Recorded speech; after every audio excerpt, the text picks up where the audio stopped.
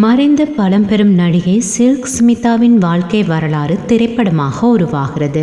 நடிகை சில்க் ஸ்மிதா ஆந்திரா மாநிலத்தில் பிறந்து தமிழ், தெலுங்கு, மலையாளம், கன்னடம், ஹிந்தி ஆகிய மொழிகளில் நடித்துள்ளார். பல்வேறு மலையாள படங்களில் நடித்த பின் தமிழில் சில்க் நடிகர் வினி சக்கரவர்த்தியால் வண்டி சக்கரம் என்கின்ற திரைப்படத்தில் சிலுக்கு என்கின்ற சாராயம் விற்கும் பெண் கதாபாத்திரத்தில் அறிமுகப்படுத்தினார். அந்த பெயரே அவருக்கு சினிமாவில் நிலைத்துவிட்டது. இந்தியாவின் ஆந்திர மாநிலம் ஏலூரு என்கின்ற இடத்தில் பிறந்தவர் சிலுக்கு என்கின்ற விஜயலட்சுமி. பிறப்பால் ஆந்திர மாநிலத்தை சேர்ந்தவராயினும் அவரது பூர்வீகம் தமிழ்நாட்டின் கரூர் ஆகும். சில்கை நாளிதழ்களும் சில திரைப்படங்களும் கவர்ச்சி நடிகையாகவே அறிமுகப்படுத்தின. ஆனால் குணச்சித்திர கதாபாத்திரங்களிலும் அவர் நடித்து அசத்தினார். பாலு மகேந்திராவின் மூன்றாம் பிறை, பாரதி ராஜாவின் அலைகள் ஓய்வதில்லை போன்ற படங்களில் தனது அழுத்தமான நடிப்பை வெளிப்படுத்தி ரசிகர்களின் பாராட்டை பெற்றார். பின்னர் ரங்கா, சகலகலா வல்லவன், மூன்று முகம், கோழி கூவுது உள்ளிட்ட பல படங்களில் நடித்து தமிழ் சினிமா மார்க்கெட்டில் 80 காலகட்டங்களில் உச்சத்தில் இருந்தார். அவரது 17 வருட சினிமா வாழ்க்கையில் கவர்ச்சி, குத்தாட்டம், சின்ன சின்ன வேடங்கள் என தமிழ், தெலுங்கு, கன்னடம், மலையாளம் மற்றும் ஹிந்தி ஆகிய மொழிகளில் 450க்கும் மேற்பட்ட திரைப்படங்களில் நடித்துள்ளார்.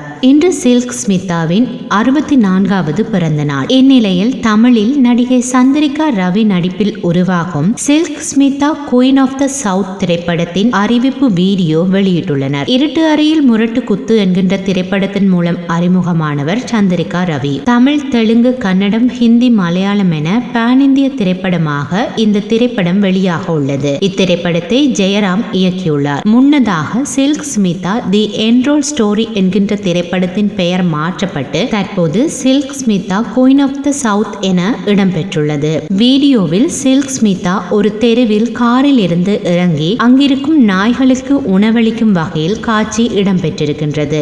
அப்போது அவரை அங்கிருக்கும் ஆண்கள் ஏக்கத்தோடு பார்க்க சில்க் ஸ்மிதா மீண்டும் காரில் வந்து உட்காருகின்றார். அப்போது அவரை சுற்றி எழும் விமர்சனங்கள் பின்னணியில் ஒலிக்க அதோடு வீடியோ முடிவடைகின்றது. சில்க் ஸ்மிதா தனது திரைத்துறை வாழ்க்கையை 2ஆம் நிலை நடிகைகளுக்கான ஒப்பனை கலைஞராகவே தொடங்கினார். திரையுலகில் தான் ஒரு ராணியாக இருந்தாலும் வாழ்க்கையில் பல துயரங்களையும் சோகங்களையும் கொண்ட தென்னகத்து மார்லின் மன்றோ என்றே சில்க் ஸ்மிதா அழைக்கப்பட்டார். அந்த காலகட்டத்தில் இந்தியா நெருக்கடியில் இருந்தது. அப்போது பிரதமராக இந்திரா காந்தி இருந்தார். ஊடகங்களின் கைகள் அக்காலத்தில் முடக்கப்பட்டன. பத்திரிகைகள் தணிக்கை செய்த பிறகே செய்திகள் வெளியிட வேண்டும் என கடுமையான விதிகளை பிரதமர் இந்திரா காந்தி விதித்தார். இதனால் மக்களிடம் கலவரத்தை ஏற்படுத்தும் செய்திகள் சென்றடையாமல் தடுத்தார். சில்கின் வாழ்க்கை வரலாற்று திரைப்படத்தில் ஏன் முன்னாள் பிரதமர் இந்திரா காந்தியின் பங்கு வருகின்றதென நாங்கள் நினைக்கலாம். காரணம் இருக்கின்றது. இருவரும் தங்கள் துறையில் எதிர்த்தவர்களுக்கு தக்க பதிலடி கொடுத்தனர். ஒருவர் சினிமாவில், இன்னொருவர் அரசியலில்.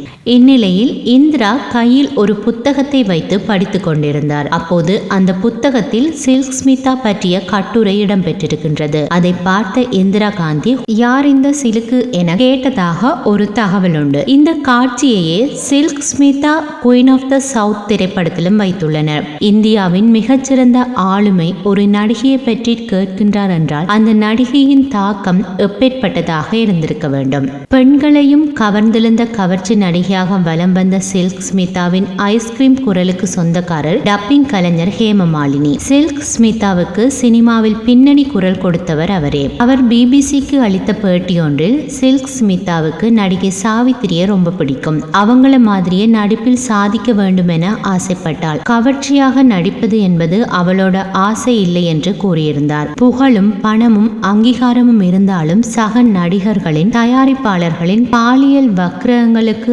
ஆளான சில்க் ஸ்மிதாவின் வாழ்க்கை சீரழிந்து வந்ததாக பேச்சு அடிபட்டு வந்தது. இந்நிலையில் வெறும் 35 வயதையான சில்க் ஸ்மிதா ஒரு நாள் அவரது படுக்கை அறையில் சடலமாக கிடந்தார். அவர் தற்கொலை செய்து கொண்டதாக கூறப்பட்டது. உலக நடப்புகளை உடனுக்குடன் அறிந்திட News 21 தமிழோடு இணைந்திருங்கள்.